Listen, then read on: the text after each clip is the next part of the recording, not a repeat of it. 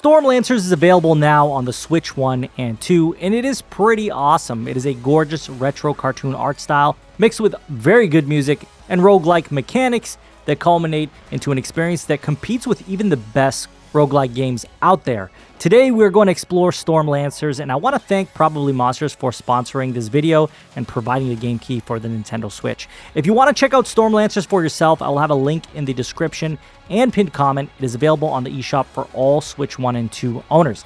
So what is Stormlancers? Stormlancers is a side-scrolling roguelike action game developed and published by Probably Monsters. The premise is you and a friend crash land on an alien planet called Cryptica, which harbors a powerful source of reality magic.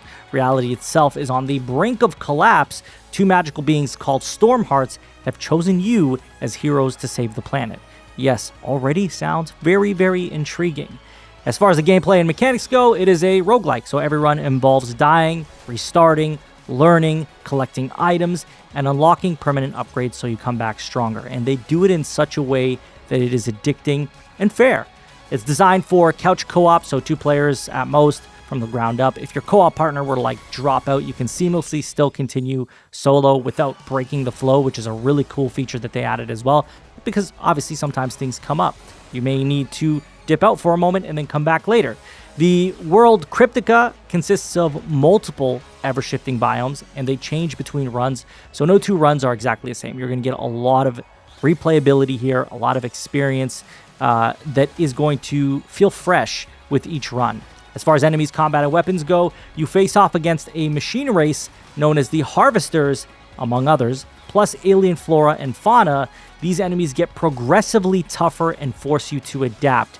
And again, in a fair way, which is very key here. The fairness in the challenge, which is what you want for a game like this. The combat emphasizes fluid movement, so jumping, dashing, evading, combos, and mastering skills. There's a variety of weapons and abilities. Examples could be like a flaming sword, katars, rifles, hammers, grenade launchers, different weapons that suit very different playstyles and runs. So if you've got something in mind, you can likely execute it. Some cool features are permanent upgrades. Each time you die, you can unlock or boost things that carry over to future runs. There's a currency system that carries over, and then there's also currency that is within the run itself. The biomes change, items are randomized each run, so you need to adapt your build and strategy. As far as the art and aesthetic go, strong inspiration from the 80s anime and cartoons, vibrant visuals, and everything you could really want in an animation or type of animated video game that you would see here. Now, when you start up the game, you spawn on your ship. Here you can change characters, check your challenges, which give you currency to activate new buffs, items, and weapons that carry forward and make upcoming runs easier. The currency here is obtained through completing levels as well, which you carry with you even after a game over. Once you are ready to start a run, you will be teleported and you can play this couch co-op, which not only makes the game more fun, but also alleviates some of the difficulty you will face along the way. So really, if you've got somebody to play with, I highly recommend you do that. Unfortunately for me, I didn't really have anyone around me who could play locally with me, so I didn't get to experience that. But from what I've seen, it looks like it could be a ton of fun, and probably the optimal way to play the game and complete it in an efficient manner.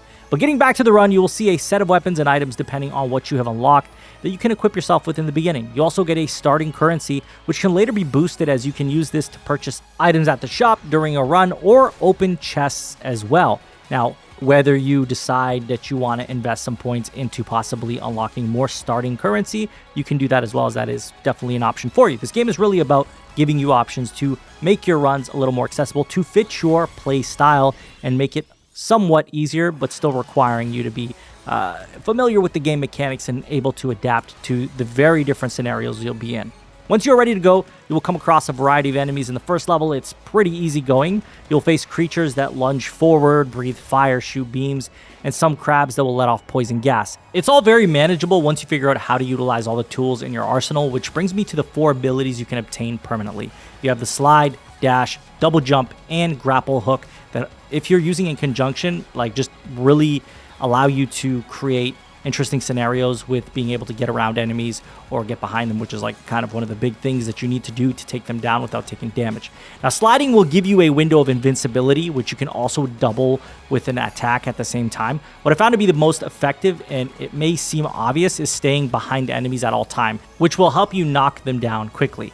As you approach the end of the level, you'll be able to pick up one of 3 abilities, and these abilities are ranked with a rarity. Mind you, you have positives and negatives, so no ability comes with its shortcomings, so it makes you think critically about how you're going to approach future situations, and the only way you're going to be able to do it effectively is if you understand what the shortcomings are, what the positives are of these upgrades, and how you're going to utilize them in your gameplay. For example, if you're doing more damage from behind, but regular attacks from the front are decreased in damage, then it kind of makes you need to approach enemies from behind, which again, I feel is the most optimal way to take down enemies. But of course, there are situations that come up where you can only attack from the front because there may be no space for you behind them, or it's more dangerous for you to get behind them because there could be more enemies. So it's a lot to think about as you approach different runs and different upgrades and everything that this game has to offer as far as tools go for your arsenal.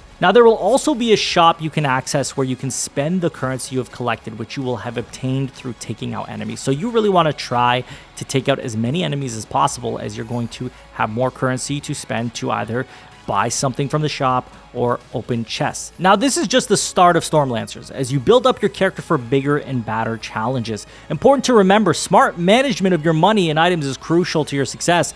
Be sure you don't waste your money on the wrong things or too early. There's going to be a lot of enticing chests that you see for 1,500, 2,500, sometimes more, and you really got to think critically about how you're going to go about opening them. You don't want to always go in and open everything you see. You might want to save a bunch of currency up so you could open a expensive chest, which will give you probably a very good piece of gear. Or in some cases, maybe you've lost some health and you need to open up smaller chests that are worth 1,500 or so to replenish your health. You will see multiple varieties of those chests, and you can access ones that make it obvious they are curative. They'll have like a green glow, and others that have weapons which will not have that green glow. They have different aesthetics to them. There are also red ones that will damage you at the cost of opening them. Essentially how it works is you're going to hold R to open up the chest, and then you're going to keep taking damage until that bar fills up, and then it'll open. But it's a big risk because you don't know how much damage it's going to require to open. And on top of that, you don't know what's going to be in there.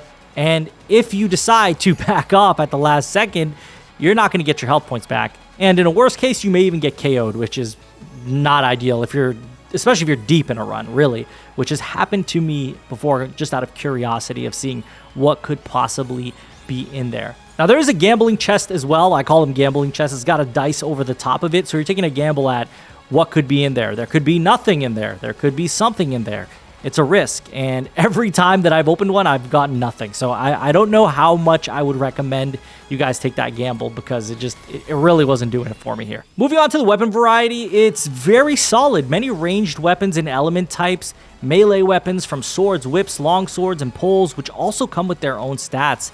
It is imperative you keep upgrading your gear as you make it to the next level. So if you've got something you like, chances are you're going to need something a little more powerful as you keep moving forward. So don't fall in love with one melee weapon. You want to constantly look for that next one. I usually do it in the sense of like, I find a good one for the level I'm at. Once I complete the level, I try to find something better, and so on and so forth, which actually worked quite well for me. And I think that a lot of you will probably find the same success, but it's important to try different things. So check out the whip, check out the sword, the long sword, the great sword. Check out everything. There's a ton of weapons for you to choose from. I love the rifles. There are some automatic rifles as well that do a lot of damage. The cryo ones are incredible, and I think are pretty much, at least from my experience, some of the best ones in the game. Now let's talk about the bosses. Admittedly, it took me 3 or 4 tries to take down the first boss, but after obtaining more abilities, it becomes easier. So just keep in mind that as you get further in the game, you unlock more, it becomes easier to take on these bosses, and also you will have known how to beat them, and you've figured out strategies and more tools at your disposal, which make it a lot easier. It is very much, again, fair but challenging at the same time. The first boss is pretty simple. It has 2 forms. In its first form, it slams its claw down and has a dashing attack, which you can jump over. In its second form, it becomes a bit more challenging as it charges at you, but also fires poison gas as well that stays on the field for some time. And if it hits, it has lasting damage, all while you still need to dodge charging attacks. The first boss seems to really be about teaching you the fundamentals of the game, which is staying mobile and patient, utilizing everything you have up to that point. After you finish what is the first stage, the entire biome changes, and if it's your first time completing it, you can expect a new permanent ability. After each boss, you will move on to a new area with new enemies, new challenges, and better gear. It's important to note that levels will change each time you attempt to run, so you are looking at a different run virtually every time you play, keeping it fresh and challenging. Now, running the second level gets more interesting as the variety of enemies are far more dangerous, and I found during this time you had to be smarter in how you approached enemies, especially once you reach the boss of this level who can drop your health with one attack. He gives you less time to deal damage between attacks, but it is probably the easiest enemy attacks to avoid just simply based on the level of platforms and types of attacks, right? So there's so many places you could hide. You can go on different platforms, so it's easy to evade his attacks, but you have to come in at some point and start hitting him. And if you're going to do that, well, you got to be smart about it.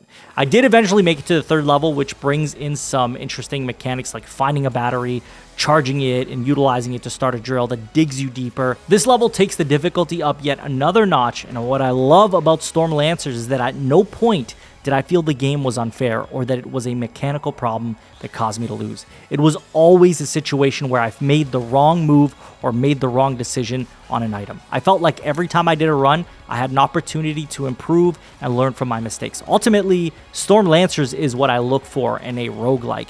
Great art, awesome music, and gameplay that is addictive and fun with challenges that don't feel unfair.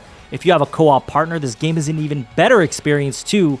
I highly recommend you check out Storm Lancers on the eShop. If you love roguelikes or have an interest in what you have seen, you can check out my link in the description and pinned comment. And if you haven't experienced a roguelike before, or maybe you didn't have a great experience with one before, I do suggest you try this one. This one might do it for you, especially in its co-op nature. Let me know if you are interested in Storm Lancers and if you'll be picking it up. As always, if you enjoyed the video, hit that like button, subscribe if you're new to the channel, and share the video to help grow our community. I thank you all for watching. Take care.